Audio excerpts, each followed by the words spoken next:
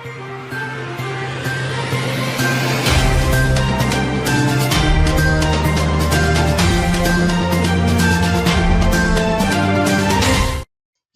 முக்கிய நிகழ்வுகள். ஆற்றுப்படுகையில் செத்து மிதந்த மீன்கள், ஏனாமில் பரபரப்பு.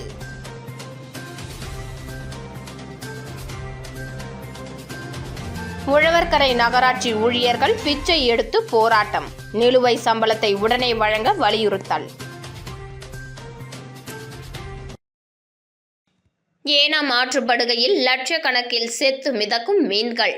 ஆந்திர மாநிலம் காக்கிநாடா அருகேயுள்ள புதுச்சேரியின் ஏனாம் பகுதியில் உள்ள கோதாவரி ஆற்றில் உப்பு நீரில் வாழும் கணக்கெழுத்தி வகை மீன்கள் லட்சக்கணக்கில் உயிரிழந்தன. வங்காள விரிகுடாவிலிருந்து கோதாவரி ஆற்றுக்கு இந்த வகை மீன்கள் வருகின்றன. கோதாவரி ஆற்றின் நீர்பிடிப்பு பகுதிகளில் பெய்த கனமழையால் ஆற்றில் தற்போது வெள்ளப்பெருக்கு ஏற்பட உள்ளது. ஏனாம் பகுதியிலிருந்து சுமார் 60 கிலோமீட்டர் தொலைவில் உள்ள டவுலேஸ்வரம் அணையிலிருந்து உபரி நீர் வங்காள விரிகுடாவில் நேற்று இரவு திறந்துவிடப்பட்டது.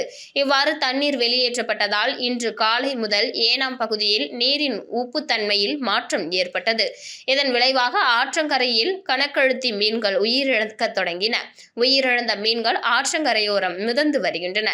இதனால் அப்பகுதியில் 5 கிலோமீட்டருக்கும் அதிகமான பரப்பளவில் துர்நாற்றம் வீசுகிறது. சில மீனவர்கள் மற்ற வகை மீன் வளர்ப்பிற்கான உணவாக பயன்படுத்துவதற்காக இந்த இறந்த மீன்களை சேகரித்தனர். கடல் மீன்கள் ஆற்றுக்கு வரும்போது நீரின் தன்மையில் ஏற்படும் மாற்றங்களால் அவை உயிரிழக்க நேரிடும் என்று ஏனாம் மீன்வளத்துறை உதவி இயக்குனர் டடலா கோண்டியா தெரிவித்தார். இதற்கு நீரின் உப்புத்தன்மை மாற்றமே முக்கிய காரணமாகும். கடந்த ஆண்டும் வெள்ளப்பெருக்கு காலத்திற்கு முன்னதாக இதே போன்றதொரு நிகழ்வு நடைபெற்றது குறிப்பிடத்தக்கது. உழவர்கரை நகராட்சியில் ஊழியர்கள் மற்றும் ஓய்வூதியதாரர்களுக்கு வழங்க வேண்டிய நிலுவை சம்பளத்தை வழங்க வலியுறுத்தி நகராட்சி அலுவலகத்தில் பிச்சை எடுக்கும் போராட்டம் நடைபெற்றது. உழவர்கரை நகராட்சியில் பணியாற்றும் ஊழியர்கள் மற்றும் ஓய்வூதியதாரர்களுக்கு புதுச்சேரி அரசாங்கம் 7வது ஊதிய குழுவை வழங்க உத்தரவிட்டது. இந்த நிலையில் வழங்கப்பட வேண்டிய 33 மாத நிலுவை சம்பளம், ஓய்வூதிய பலன்கள் மற்றும் பணிக்கொடை உள்ளிட்ட நிலுவைத் தொகைகளை உடனடியாக வழங்க வலியுறுத்தி நகராட்சி அலுவலகத்தில் தொடர் காத்திருப்பு போராட்டம் மற்றும் பிச்சை எடுக்கும் போராட்டம் நடைபெற்றது. உழவர்கரை நகராட்சி ஊழியர்கள் மற்றும் ஓய்வூதியதாரர்களின் ஐக்கிய சங்க கூட்டமைப்பு சார்பில் நடைபெற்ற இந்த போராட்டத்தில் நகராட்சி ஊழியர்கள், ஓய்வூதியதாரர்கள் மற்றும் தொழிற்சங்க நிர்வாகிகள் பலர் பங்கேற்றனர். மேலும் கடந்த 8 மாதங்களாக மாதாந்திர சம்பளமும் தாமதமாக வழங்கப்படுவதால் ஊழியர்கள் கடுமையாக பாதிக்கப்பட்டுள்ளனர். ஓய்வூதியதாரர்களுக்கு வழங்கப்பட வேண்டிய ஓய்வூதியம், பணிக்கொடை, மருத்துவ பலன்கள் உள்ளிட்ட உரிமைகளும் நிலுவையில் உள்ளதாக குற்றம் சாட்டினார். மேலும் உழவர்கரை நகராட்சி நிர்வாகம் நிதி பற்றாக்குறையை காரணம் காட்டி ஊழியர்களின் நலன்களை புறக்கணிப்பதாகவும், இதனால் பல ஊழியர்கள் மற்றும் ஓய்வூதியதாரர்கள் கடன் சுமை, குடும்ப செலவுகள் மற்றும் மருத்துவ செலவுகளை சமாளிக்க முடியாமல் அவதிப்படுவதாகவும் தெரிவித்தனர்.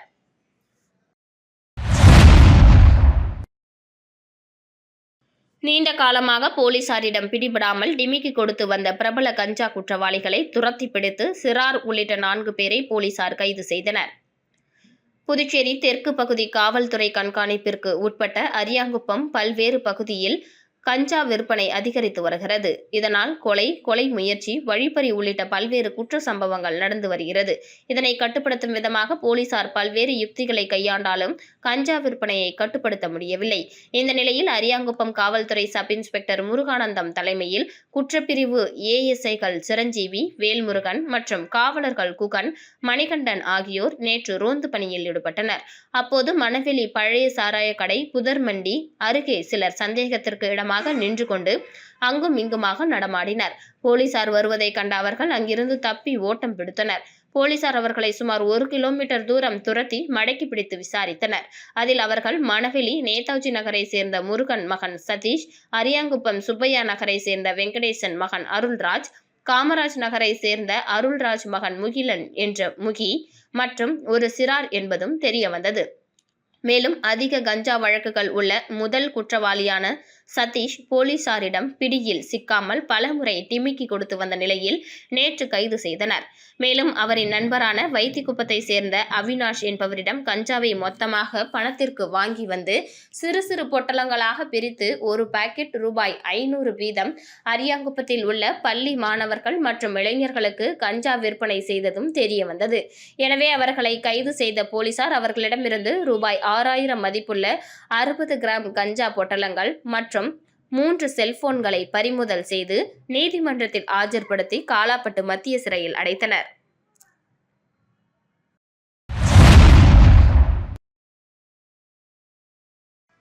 பாண்டிச்சேரி பிரீமியர் லீக் 3வது சீசனில் தொடர்ந்து 2 போட்டிகளில் வென்று வில்லியனூர் மோஹித் கிங்ஸ் அசத்தல் வெற்றி பெற்றது. பாண்டிச்சேரி பிரீமியர் லீக்கின் 3வது சீசன் கடந்த 7ஆம் தேதி தொடங்கி கோலாகலமாக நடைபெற்று வருகிறது. அதன் தொடர்ச்சியாக நேற்று மதியம் நடைபெற்ற 4வது லீக் போட்டியில் ரூபி ஒயிட் டவுன் லெஜண்ட்ஸ் அணியும் வில்லியனூர் மோஹித் கிங்ஸ் அணியும் மோதின. இந்த போட்டியில் டாஸ் வென்ற ஒயிட் டவுன் அணி முதலில் பந்து வீச்சை தேர்ந்தெடுத்தது. அதில் அபாரமாக ஆடிய வில்லியனூர் அணியின் கேப்டன் அமன்கான்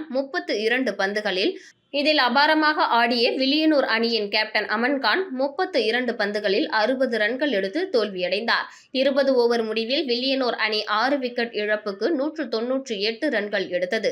பின்னர் 199 ரன்கள் எடுத்தால் வெற்றி என்ற நிலையில் ஒயிட் டவுன் அணி களமிறங்கியது. ஒயிட் டவுன் அணி 19.1 ஓவர்களில் அனைத்து விக்கெட்டுகளையும் இழந்து 175 ரன்கள் எடுத்து 23 ரன்கள் வித்தியாசத்தில் தோல்வியை தழுவியது. இந்த சீசனில் வில்லியனூர் அணி தொடர்ச்சியாக 2 போட்டிகளில் வென்றுள்ளது. 60 ரன்கள் எடுத்த அமன்கான் ஆட்டநாயகன் விருதை பெற்றார்.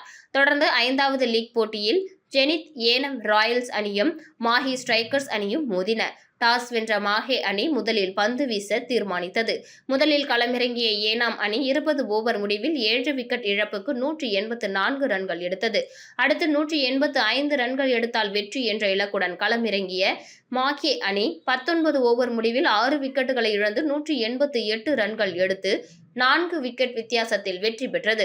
இந்த தொடரில் மாஹே அணி முதல் வெற்றியை பதிவு செய்தது. 82 ரன்கள் குவித்த ரித்திக் சர்மா ஆட்டநாயகன் விருதை தட்டி சென்றார். தொடர்ந்து இன்னும் மதியம் 6வது லீக் போட்டியில் வில்லியனூர் மோஹித் கிங்ஸ் அணியும் காரைக்கால் நைட்ஸ் அணியும் மோதுகின்றன. மாலையில் நடக்கும் 7வது லீக் போட்டியில் மாஹே ஸ்ட்ரைக்கர்ஸ் அணியும் ஊசுடு அக்காட் வாரியர்ஸ் அணியும் மோதுகின்றன.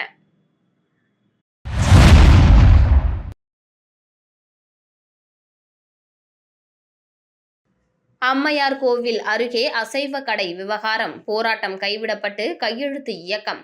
காரைக்கால் அம்மையார் கோவிலுக்கு அருகே இயங்கி வரும் அசைவ கடையை அகற்றக் கோரி விஸ்வ இந்து பரிஷத் மற்றும் பல்வேறு இந்து அமைப்புகள் போராட்டம் அறிவித்திருந்த நிலையில் நாளை காரைக்கால் நகராட்சி ஆணையர் தலைமையில் பேச்சுவார்த்தை நடைபெற உள்ளதால் திட்டமிட்ட போராட்டம் கைவிடப்பட்டது. காரைக்கால் நகராட்சி ஆணையர் விஸ்வ இந்து பரிஷத் நிர்வாகிகள் மற்றும் அசைவ கடை உரிமையாளர் ஆகியோர் பங்கேற்கும் முத்தரப்பு பேச்சுவார்த்தை நாளை நடைபெற உள்ளது. அதன் அடிப்படையில் போராட்டத்தை தற்காலிகமாக ஒத்திவைத்து கோரிக்கையை வலியுறுத்தும் வகையில் கையெழுத்து இயக்கம் நடத்தப்பட்டது. இந்த கையெழுத்து இயக்கத்தில் விஸ்வ இந்து பரிஷத்தின் தலைவர் விஜயன், பாஜக மாவட்ட தலைவர் முருகதாஸ், பாஜக மாநில செயலாளர் துரை சேனாதிபதி உள்ளிட்ட பல்வேறு இந்து அமைப்புகளின் நிர்வாகிகள் மற்றும் பொதுமக்கள் ஏராளமானோர் கலந்து கொண்டு ஆதரவு தெரிவித்தனர். பேச்சுவார்த்தையில் சாதகமான முடிவு எடுக்கப்படும் என்ற நம்பிக்கையில் தற்போது போராட்டம் கைவிடப்பட்டுள்ளதாகவும் கோரிக்கைக்கு உரிய தீர்வு கிடைக்காத பட்சத்தில் அடுத்த கட்ட போராட்டங்கள் குறித்து முடிவு செய்யப்படும் என்றும் விஸ்வ இந்து பரிஷத் நிர்வாகிகள் தெரிவித்தனர். விளம்பர இடைவேளைக்கு பிறகு செய்திகள் தொடரும்.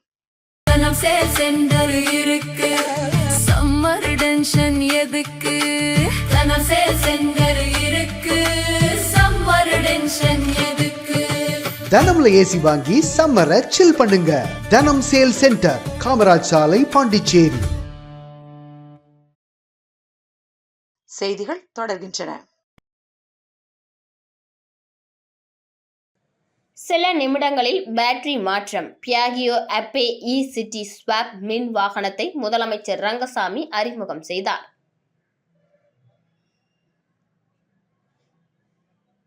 புதுச்சேரியில் மேம்பட்ட ஸ்வாப்பபிள் பேட்டரி தொழில்நுட்பத்துடன் கூடிய பியாகியோ அப்பே இ-சிட்டி ஸ்வாப் மின்சார 3 சக்கர வாகனத்தை முதலமைச்சர் என். ரங்கசாமி ஜூலை 9ஆம் தேதி ஹோட்டல் அக்கார்டில் நடைபெற்ற விழாவில் அறிமுகப்படுத்தினார்.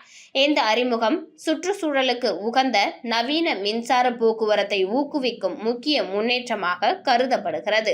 நிகழ்ச்சியில் பியாகியோ வெஹிக்கிள்ஸ் பிரைவேட் லிமிடெட் நிறுவனத்தின் துணைத் தலைவர் கோகி கபூர் தலைமையிலான குழுவில் மண்டல மேலாளர் மகேஷ் திவாரி, பிராந்திய மேலாளர் தனசேகரன், பிராந்திய சேவை மேலாளர் ராகவேந்திரா, பகுதி விற்பனை மேலாளர் உதய ரிஷி மற்றும் பகுதி சேவை பொறியாளர் அரவிந்த் உள்ளிட்டோர் பங்கேற்றனர்.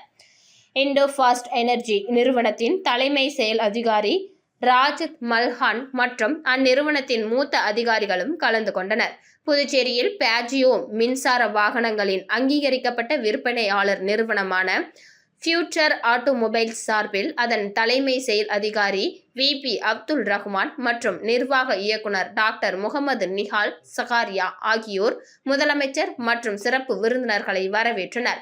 விழாவில் உரையாற்றிய கோகி கபூர், இந்தியாவின் மின்சார வர்த்தக போக்குவரத்தில் இந்த வாகனம் புதிய அத்தியாயத்தை தொடங்குவதாக குறிப்பிட்டார். வழக்கமான மின் வாகனங்களைப் போல மணிக்கணக்கில் சார்ஜ் செய்ய வேண்டிய அவசியமின்றி சில நிமிடங்களிலேயே காலியான பேட்டரியை முழு சார்ஜ் செய்யப்பட்ட பேட்டரியுடன் மாற்றிக்கொள்ளும் வசதி இதில் உள்ளதாகவும், இதன் மூலம் வாகனங்களின் செயல்பாட்டு நேரமும் ஓட்டுநரின் வருமானமும் அதிகரிக்கும் என்றும் அவர் தெரிவித்தார்.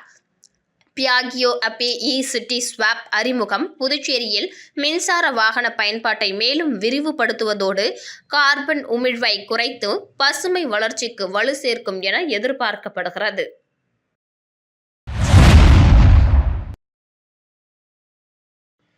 வில்லியனூரில் சாலை பாதுகாப்பு விழிப்புணர்வு பேரணி, மாணவர்களுக்கு போக்குவரத்து விதிகள் குறித்து பயிற்சி.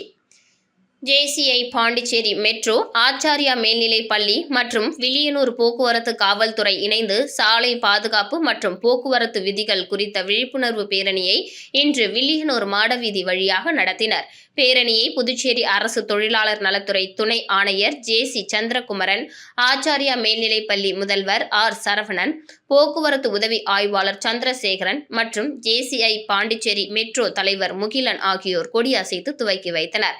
நிகழ்ச்சியில் ஜேசிஐ முன்னாள் தலைவர்கள் சுந்தர வடிவேலு, வெங்கடேசன், அரும்பாத்து ரத்தின விநாயகம், ரங்கநாதன், ஆச்சாரியா சரவணன், ஒருங்கிணைப்பாளர்கள் ராமன், வெங்கடேசன், சமூக ஆர்வலர் வில்லியனூர் கலியமுருகன், குழுக்காயம் நண்பர்கள் வட்டத்தை சேர்ந்த பரசுராமன், வில்லியனூர் ரஜினி ரசிகர் மன்றத்தை சேர்ந்த ரஜினி முருகன், லயம் அன்பு, ஜெகன் உள்ளிட்ட பலர் கலந்து கொண்டனர். மேலும் ஆச்சாரியா மேல்நிலைப் பள்ளி ஆசிரியர்கள், ஒருங்கிணைப்பாளர்கள் விஜய் ஆனந்த், அசோக் குமார் மற்றும் ஆசிரியர்கள், மாணவர்கள் திரளாக பங்கேற்று விழிப்புணர்வு பேரணியை சிறப்பித்தனர். இதனைத் தொடர்ந்து போக்குவரத்து உதவி ஆய்வாளர்கள் முத்துக்குமரன் மற்றும் சந்திரகுமரன் ஆகியோர் மாணவர்களுக்கு சாலை பாதுகாப்பு, போக்குவரத்து விதிகளை கடைபிடிக்கும் அவசியம் மற்றும் விபத்துகளை தவிர்ப்பது தொடர்பாக விழிப்புணர்வு பயிற்சி வகுப்பு நடத்தி மாணவர்களுடன் கலந்துரையாடினர். இந்த நிகழ்ச்சிக்கான ஏற்பாடுகளை ஜேசிஐ பாண்டிச்சேரி மெட்ரோ உறுப்பினர்கள் மற்றும் ஆச்சாரியா மேல்நிலைப் பள்ளி ஆசிரியர்கள் இணைந்து செய்திருந்தனர்.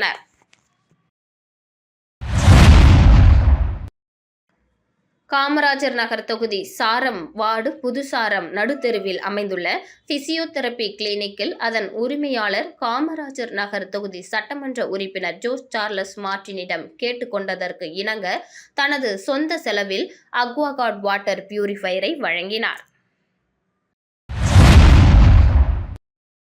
வில்லியனூர் தொகுதியில் முதியோர்களுக்கு இலவச போர்வை, காலணிகள் வழங்கிய எம்எல்ஏ ரவிக்குமார்.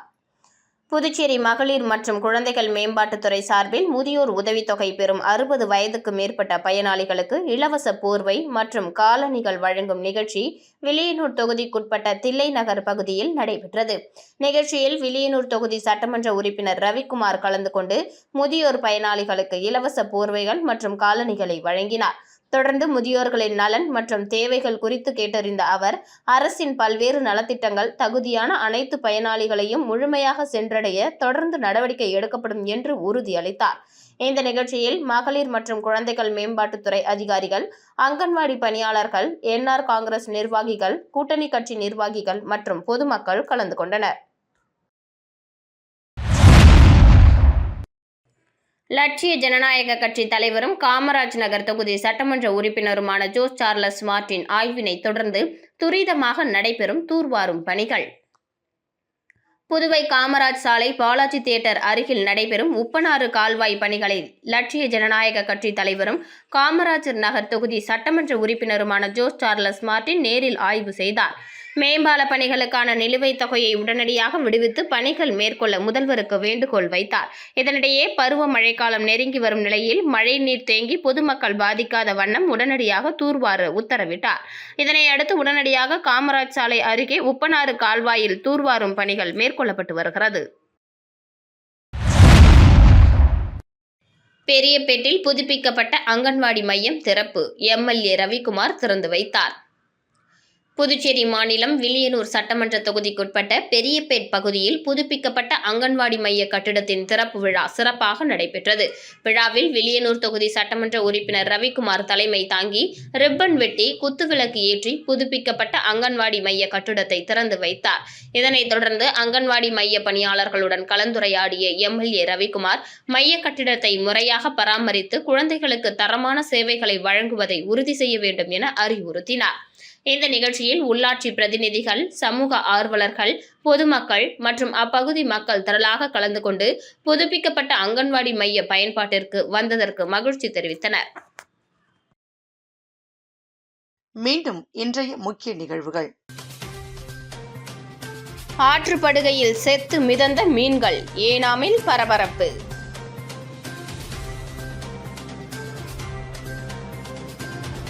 உழவர்கரை நகராட்சி ஊழியர்கள் பிச்சை எடுத்து போராட்டம். நிலுவை சம்பளத்தை உடனே வழங்க வலியுறுத்தல்.